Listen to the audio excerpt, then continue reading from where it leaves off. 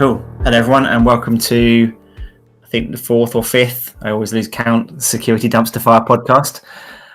This week, we're joined by Ian, Simon, and Ade, and we're going to be talking about mental health, well-being, balancing stress, all those kind of things that I think probably super relevant outside of security for anyone who's in a kind of industry where you're on 24/7 and anything can happen at any time, but obviously relating to our careers in security. Adrian, do you kind of want to kick off, as it was your idea to cover this topic today? Yeah, so we've timed this to come out with Mental Health Awareness Week this week. So a lot of people are going to be doing stuff within our organisations to talk about mental health. So we just thought it worthwhile us discussing the topics from our points of view. And these are obviously a bunch of opinions and discussions from some security professionals, not mental health professionals. So any advice or insights given are just our personal ones, just to say that. But I'm sure we've got plenty of valuable things to say. Now, we all probably come at this from very different angles. So is it worth us just doing a round table as some of our experiences in this area? Just some of our own insights about what we've seen. Yes, sounds good. Sure. Shall I go first? Sure. So I think I'm representing the northern working class community. And I can only say northern because absolutely that's where I grew up, right? So as a working class boy from Liverpool, there was no such thing as mental health, right? Mental health at that time was just get on with it, son. Sort yourself out. Don't be so stupid. And I don't think, for me, my kind of flirtings with mental health or my understanding of it didn't really hit home until probably a few years ago. As a 17-year-old kid, I was involved in Hillsborough. I was in the Leppens Lane and I got dragged out over the fence in the Leppens Lane. And you don't realise how much that affects you or that kind of taints the rest of your life until about 4 years ago, I got re-interviewed for the second round of kind of criminal convictions that they were doing on the inquest. And a guy, I now live in Bath, the guy came to my house to conduct the interview, and halfway through that interview, I just broke down. I broke down in tears. And it wasn't until then that I realised I carried guilt around for 20 odd years, but never ever talked to anybody about it. You know, there was no, it was get on with it. You're a man, all of this macho, stoic nonsense, stiff upper lip, and you get to a point where it just all comes out. So I think from my point of view, I come at it from what a lot of people would term the traditional British type of working class attitude. There's no such thing of it. And it's not until it hits you smack in the face when you realise what you've been through and what you've been suffering 20 odd years later, that it's a real thing. It's something that needs to be discussed. It's something that you can't be embarrassed about. And the reason I tell this story, whilst it's still emotional, is I don't want people to be embarrassed about the story they've got that's affecting potentially their mental health. And I fully understand, but I was one of the lucky ones. I get that. I lost friends there. I'm not trying to play on that at all. But there's everybody needs to take it seriously, and everybody needs to understand there's help out there. Yeah. Beautiful. Thanks, Ian. Simon or Kevin? Kevin, go ahead. I would say Simon should go because there's some motorbikes outside, so it'll be quieter for me in a minute, hopefully. Yeah, my perspective is probably slightly different. I grew up in the southwest of the country and had a fairly idyllic upbringing, so I didn't have any emotional trauma from that young age. But I think I'm in the same position, that really didn't truly understand mental health and the problems that we get through work or whatever it might be until 4 or 5 years ago. It seems to be, becomes much more open. People can talk about it, and particularly over the last 2 or 3 years, I think, and also within the security community. So a lot of my stress, when I look back now, from a work-related point of view, was actually from trying to provide for family, founding a few startups, which I did. And I look back now and think, what the hell was I doing? That was incredibly stressful, but I didn't quite realize it at the time. It just seemed like a good idea. But I look back and I think it's just insanity, some of the things that we were doing. And the same thing when bringing US vendors into Europe, which we've done a few times as well. That's incredibly stressful because you don't have the relationships And I think if you don't have trust within that, and you don't you don't have that bond with people that you're working with, and that's really kind of critical in any work-related environment. I think that's kind of my experience, and now I'm in a different place, but having been the last 2 years and on a journey there, and certainly for me, it's definitely about being able to open up and talk to people about this, where I found it was very difficult to do that before, because no one really quite understood what I was going through. And now I think it's different, because people are talking about this, and we can open up to other people, and it's kind of liberating in that way. Kev? Slowly comes off mute. Yes, I think that one of the things we'll probably discover through this chat is everyone's got a story, right? And that's I think one of the really important messages for all of us is that when you're struggling, we've all got stories. The walk a mile in someone else's shoes is such a true adage, because you never know what someone else has been through, but we've all been through some stuff. So I guess mine, well, since we're saying I grew up just north of London, so southish, I guess. I'm not sure how that makes any odds. I'm somewhere in the middle, but not quite as northern as Ian, but not as southern as Simon. Don't know where that does. That mean I don't kind of do manual labour, but I drink raw beer, not shandy, perhaps.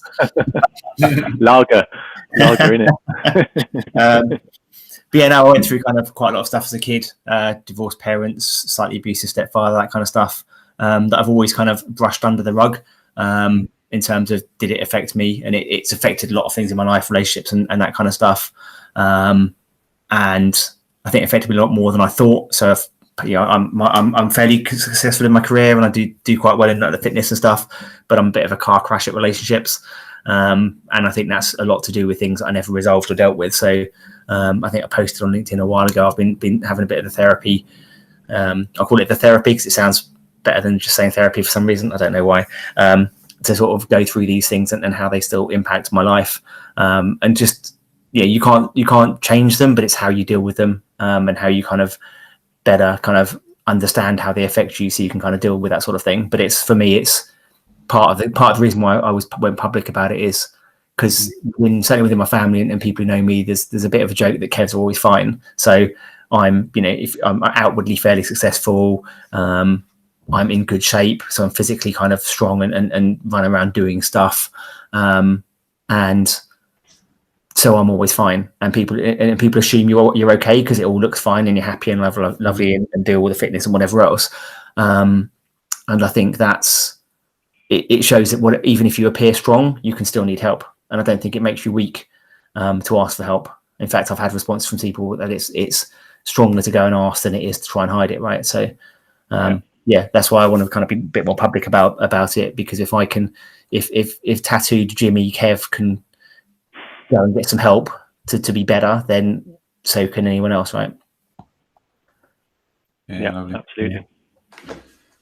Yeah, I think that's a really good point. It's like we never really know what's happening on the inside of the people that we're working with, and they very rarely know what's happening on the inside of us unless we're sharing.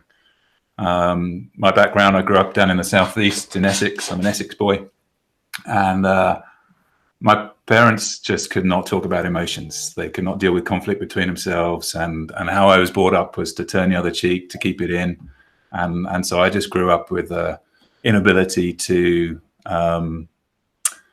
express emotions, but also to look out for my own boundaries and sort of. I grew up with a sense of responsibility, and I'm a hard worker, a grafter, but actually that sense of responsibility and that lack of personal boundaries meant that on quite a number of occasions I would take on way too much work, which is not great when you start working in security and doing incident response. You're ending up working, I have this sense that I must fix everything and must get on it, the pressure built. And off the back of a little bit of a toxic relationship a few years ago, it really sort of hit a big point for me, and I sort of went into a bit of depression, and I never talked about it. Nobody really knew about it, and I was a very functioning depression. Continued on, never really talked about it. I had some talking therapy at the time, and came out of it, and now I'm a massive advocate for mindfulness, for people sharing, for people talking, because I really realized that as I started to share it and normalize a discussion, it really helped me to destigmatize the stuff that was going on for me, and also share with other people, realizing that I was not abnormal with the stuff that was going on inside of me. In fact, I actually felt a bond with other people who were opening up around me. So thanks. Which I guess that was the kind of the precursor for setting up these podcasts as well. It's not just about talking the security. It's also how do we work with each other, work in teams, open up, share, collaborate. And I think that's probably the purpose of these podcasts, isn't it? It's nothing, we don't really want to discuss technical things. It's just working with each other. Yeah. It's really the key. Yeah, and I think it's one of the things I've really found or kind of come to realize recently. Even though I come from like a fairly technical background, the most important thing to me now is teams and building teams, and obviously building security stuff, but how you kind of build those great teams and look after the people in your teams much more than the sort of technical aspects of what we do.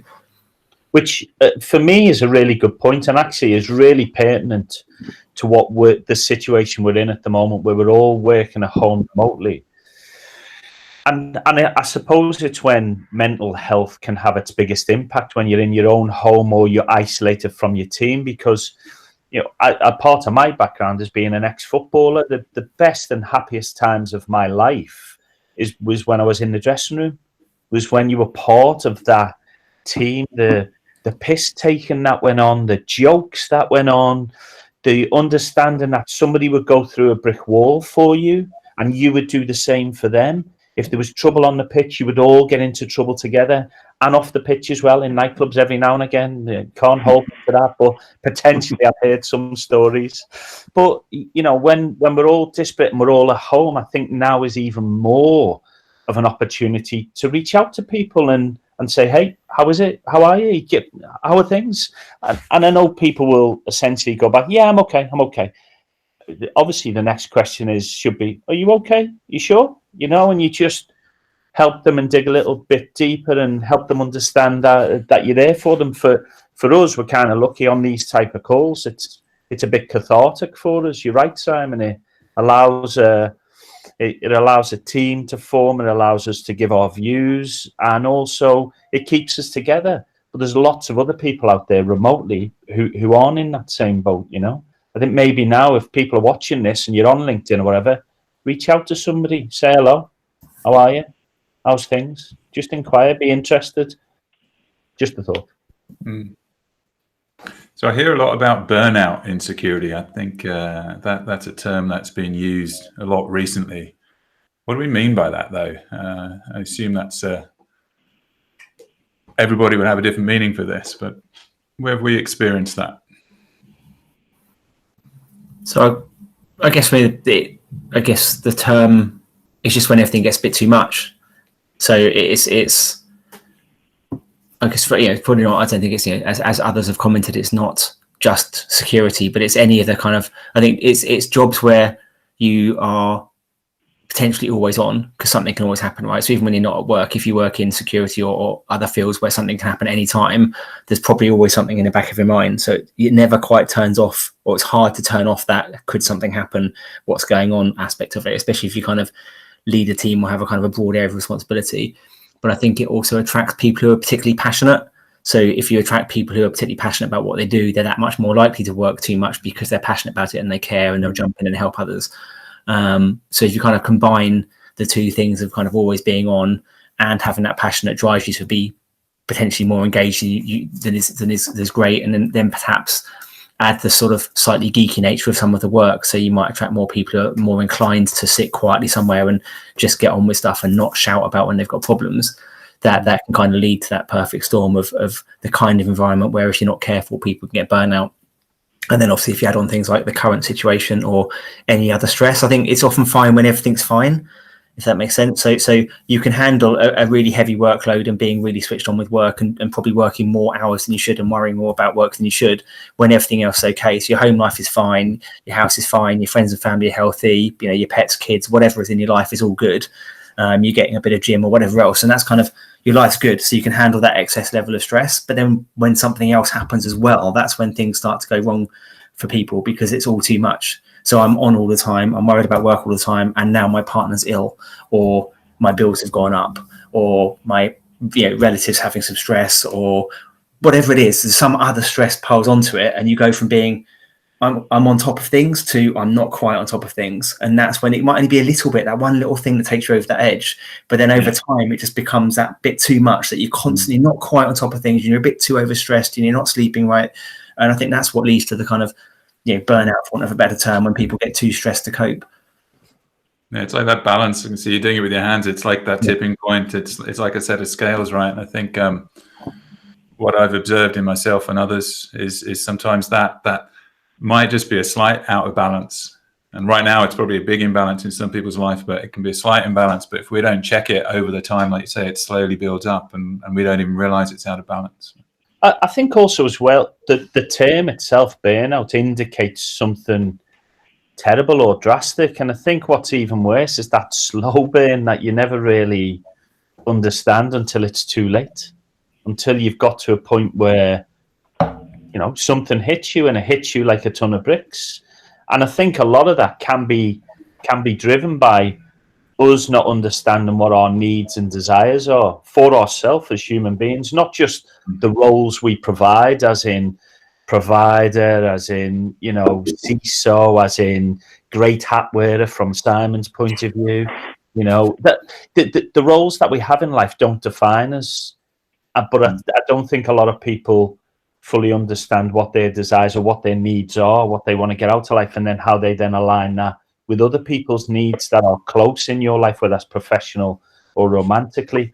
And actually, Ade, I've got you to blame for this, because that's that Marshall Rosenberg book that everybody in the world should listen to or read. It's called Nonviolent Communication. It is life-changing and it's awesome. I read that.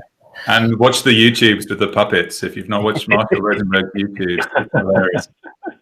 Very insightful. Yeah, that sense of self, I can really resonate with that. It's I think in security, there's an ethos of putting our arms around securing an organization. There's a doing things the right way for the right reasons. There's a weight of responsibility on that. That's just part of us. It's like we don't want to let people down, let the business down, but actually that can mean that we're taking on more and more and more and more, and actually in that process we're letting ourselves down. So Ian, really agree with that kind of sense of identity and our own sort of what is important to us, and where's the line to Kevin, sort of where it goes out of balance. So we work that out. We don't have to get to burnout. We can sort of take stock, take check, and see what's happening before. But there is an important point here. Life isn't all about the balance at that particular time of being in equilibrium, is it? It's about sometimes it's there, and you try and aim for that. It's okay if it's there, or it's okay if it's there, because those times may determine it. Give yourself a break, actually. That's where we want it to be, but there's going to be times when it's not like that. Yeah, I think it's a lot of that comes down to like the time boxing thing, right? It's okay if you're, say, you use the term project for want of a better term, but you're super stressed at whether it's work or home, whatever, because of a project. So you might be renovating your house. So life is super stressful because my house is in bits.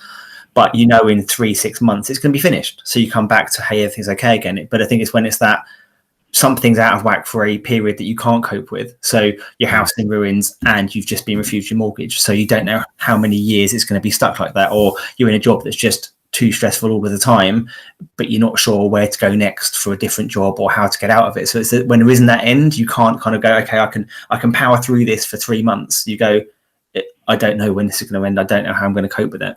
And I think that's when it can be a real struggle, certainly for me. So that kind of resonates with me also from startup perspective, where you've got everything on your shoulders. You've got to support your family and everything going around, but there doesn't seem to be an end. You've just got to keep grinding away, and it takes so long. And you running low on money. Yet you've got to keep that positive mental attitude, because that's the only way that you're going to move forward with the business, and that becomes incredibly hard. Particularly difficult to relate other people to relate to that. I know I'm in a slightly different situation, obviously working within a larger company, but I think that our workplaces need to have that psychological safety where you can say to whoever in your team, look, I'm pretty stressed at the moment because of this and this. And then there's just that ability that, maybe they'll subtly take things away from you, or you don't have to attend certain meetings, which is going to stress you out because it's 9 o'clock on a Monday morning and you're supposed to be doing something else. There's just that slight subtle shifts in the way that others in your team will kind of accommodate your personal challenges at that point. I think really important. And that goes back to the team dynamics and having that trust within your teams. And probably another topic, but I really like to discuss more around the team dynamics and how do we build that kind of psychological safety and trust within the team environment, particularly now as we're all remote and we're using technology, which is kind of harder than when you're meeting together and having a coffee and a chat and you can subtly get across your message. It's much harder in a more formalized way that we're now dealing with. Awesome. I think the team is is a different topic. You're right, Simon. And I think I'd like to dig deep into that because, you know, there's lots of stuff that comes out of operating in highly effective teams and not so highly effective teams that we all take into our business lives and our personal lives.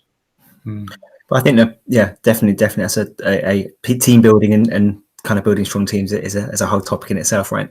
But I guess Simon did touch on a great point there, back to our asking for help piece. So when you are just doing your stuff, especially if you're remote, it's going to be far less obvious. Like if you're in the office every day, people can probably see if you look a bit down or you're struggling. Maybe they may not be able to, because as Adrian touched on it, you can hide it well.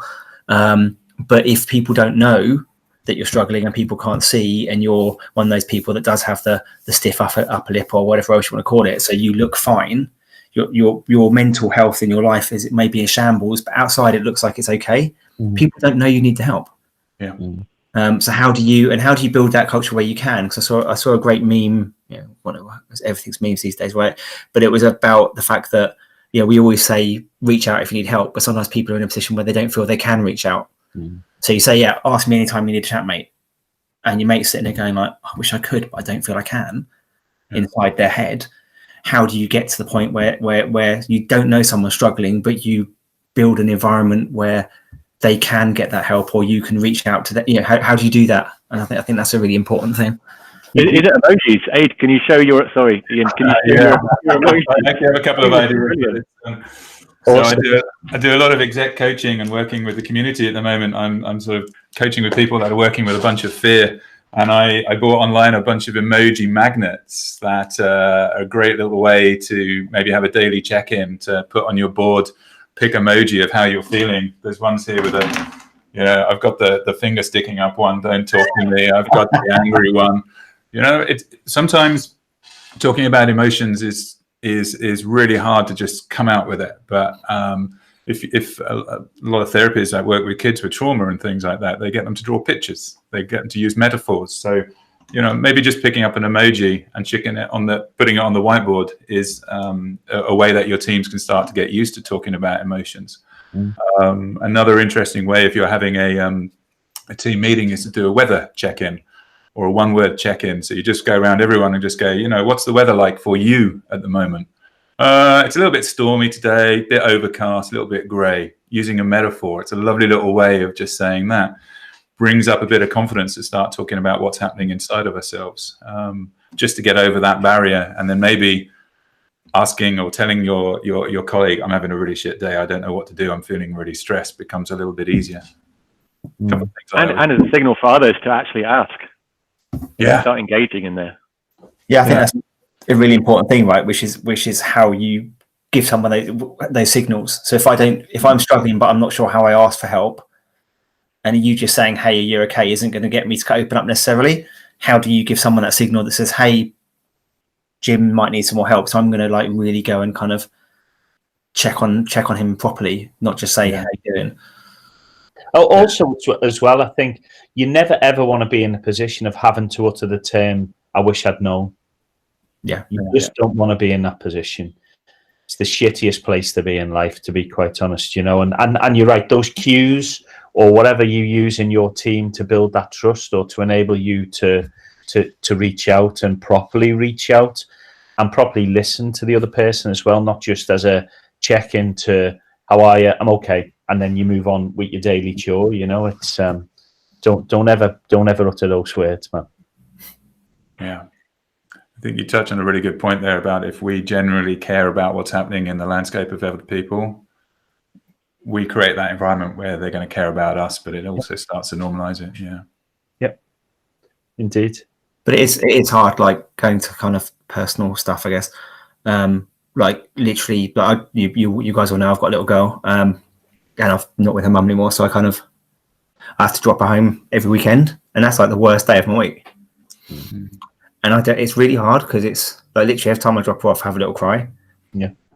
I'm trying to work out the coping strategies for that, and not seeing her as much in a week when we chat a bit on Messenger or whatever. But trying to work out how I deal with that and how I deal with not seeing her as much as I want to. But also, how as a bloke do you sort of talk publicly about having a cry, right? I mean, there's loads of non-PC terms you use to describe that aren't very kind of welcoming to wanting to talk about it.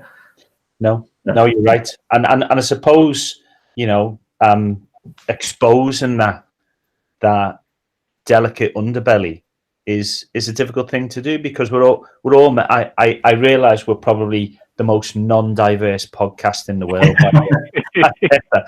And we apologise for that.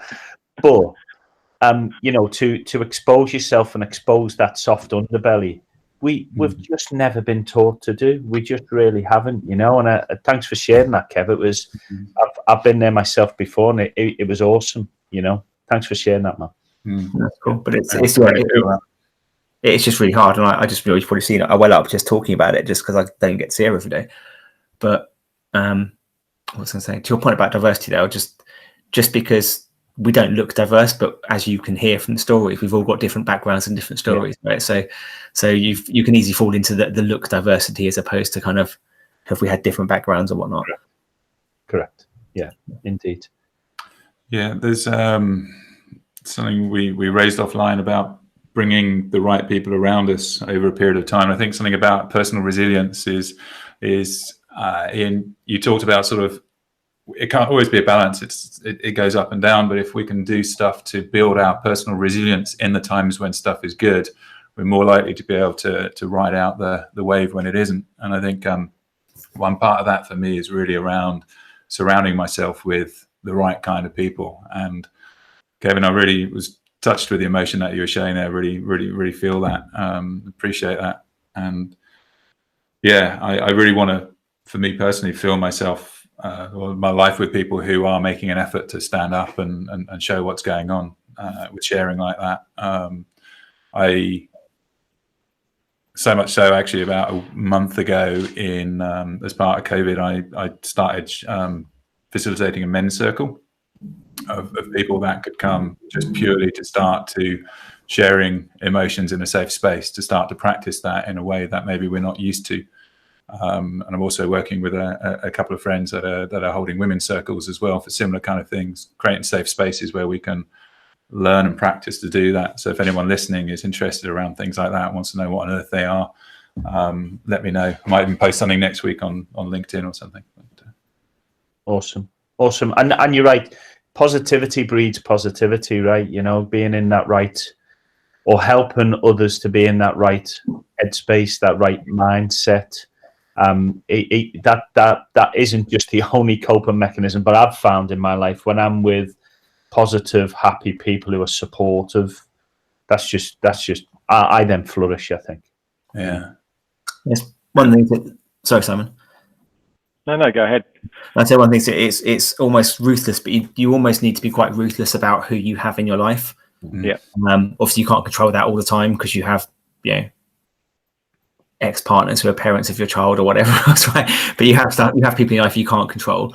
But you should be quite ruthless about having people in your life that are a positive impact on your life as much as you can, because it makes such a difference. If you have people in your life that are really negative and draining to you, maybe ask why you're spending time with them if it's a real negative experience for you, when you could be putting the time into people who support you and listen to you and make you feel better about life and yourself. Yeah. I can absolutely relate to that also from when I was in a highly stressed moment with one of the companies I was founded, and just I had to kind of manage the team and their situation and also manage myself. And I just when I reflected afterwards, I recognized that I didn't contact certain people for probably 6 months because I knew I couldn't handle that kind of conversation. And I had a kind of a close circle of friends that I would talk to and that I could talk to, and I could talk about my feelings and the way I was really stressed. But I really noticed that my circle of kind of trust shrank like this. And I reflected afterwards and thought that's very interesting. For me, it was a very interesting journey that kind of went through over about 6 months before we kind of got out of that. So yeah, totally relate to that. Awesome. It can happen around some of the people we work with, I'm thinking as well. There's always the one that's saying they're always too busy, or they got all this stuff on, and actually, or the victims, or the moaners, or the whatever. It's like, think about who we've got in our teams in our various different places. There are people that seem to suck our energy and bring us down, and there's others that kind of bring us up. So we can choose who we have lunch with, who we go out with, and yeah, maybe that lifts us up a bit as well. Yeah. Well, great conversations. So just maybe summarizing some of this, all chip in. We've got a bit about building personal resilience and keeping ourselves strong. And one thing we didn't really talk about is like exercise and fitness and health, Kevin. I'm just looking. Yeah, I was about to jump in. So just, I guess, diving in just before we finish summarizing, when you first mentioned resilience, I'm a massive fan of kind of both from a team point of view and a personal point of view, building resilient people. And I think a big part of that is physical resilience as well as mental resilience. And I think it all goes hand in hand. If you feel healthy, you're mentally more healthy. And if you're mentally strong, you're physically better. And it doesn't mean being crazy, right? I go and if look me up on Instagram, I do stupid stuff all the time, right? But I love that. But you don't have to do that. You don't have to go and crush yourself on the assault bike or do crazy workouts. Just be active. But being physically healthy, being, as humans are supposed to be, walk about, carry stuff, do stuff that humans are designed to do, and you'll be much more resilient and able to cope with other stuff just because you're working better as a person. So yeah, probably a whole separate podcast on kind of health and fitness, but yeah, definitely kind of try and build yourself into being like a resilient human and able to cope with stress, both mentally in terms of the coping stuff we're talking about today, but also physically in terms of just being in reasonable shape. So when life throws challenges at you, you can kind of face them head on from kind of being a healthy, strong person. Yeah, and even if you've got calls all day, I find it very therapeutic to walk and talk. Hence, I bought buying the headset was the best thing that I ever did, because I don't have to be sat down. I can be walking, and I hate sitting down, and it drives me bonkers at the end of the day. So walking and talking is a good thing to do. You don't have to be on camera. Yeah, and I also think you can just move around your house if you're whatever space you're in, just work in different places. Like I'm in a little Victorian cottage, so it's not exactly massive, but as we say, I do my podcast from the desk by my daughter's bed. But then this morning I was doing a call standing in the kitchen on the kitchen side while I made some food. I work at the kitchen table. So try and move yourself around. So just in the day, whether you're at home or the office, sit in different places, stand sometimes, just be active and don't be stuck in one place.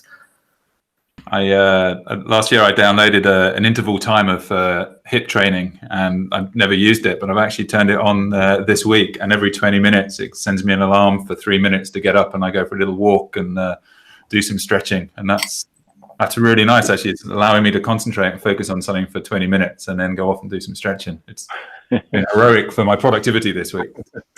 Amazing. And sadly I haven't got the six pack yet, but because Kev does crunches when he's talking. Yeah. my meeting conversation is like, and then we do this, and then we need to do that. Yeah. I've just started teaching yoga to a bunch of friends and colleagues, and I've been doing that 4 times a week, and that's been amazing for me getting through this COVID stuff. It's actually created a little mini community of people and friends that have never done yoga before.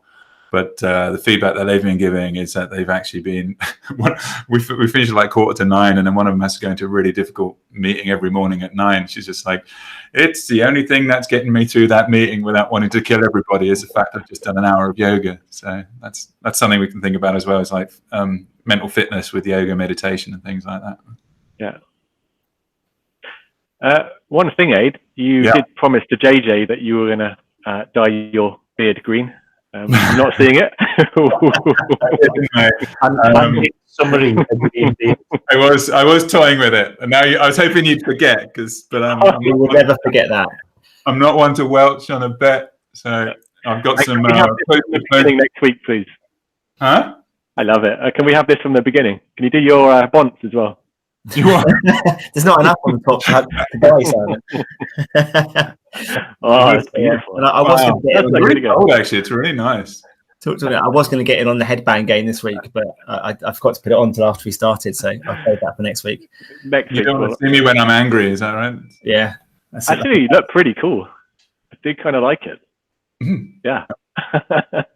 Yeah, I'm not sure how to stop the podcast now, but just thanks for that. I guess to summarise, don't take yourselves too seriously. Yeah, build a tribe of people you want to hang around. That's actually a positive influence that get you doing stuff that fills you full of energy. A few weeks back, never would have thought I'd be painting my beard and putting this out in public, and you guys have been real support in that. So I thank you for that community. I hope this comes off. Hey, we've probably got a bunch of resources, links and things that we'll put into the show notes on this as well. Things like podcasts to look at. Ian, you mentioned a book, so maybe we can put some of that stuff down in there as well. Yeah, I think probably a few good things. I think Ian, I think he said it tongue in cheek, but he mentioned the word stoic earlier, and I think one of their teachings that I think is really important as well is that concept of what you can and can't control. So like the serenity prayer stuff, and trying to kind of stop sweating things that are completely out of your control so much. For me, that really helps as well. So probably put some links to that kind of stuff in there as well. Yeah, I'm finding it really hard to concentrate at the moment. Yeah, Ade, you got something on your face? No, let me get it down. Do you think I'm starting to look like an X-Men or something like that? I'm quite liking it. Can we take some screenshots of this? He's recording it, man. So yeah, I know. I just hold on. Picture of it. And anybody who's watching this, who's just tuned in, I'm really apology. Don't adjust the set. Don't adjust your colour. On the subject of mental health, if anybody wants to reach out to any of us, reach out. Do you know how I'm feeling? You know. Oh, sorry, you were saying. No, we're done. We're done. I think. You were saying a thing, yeah. So I guess thanks everyone for listening. Hope you found it entertaining. Thank you, everybody. Right. Man.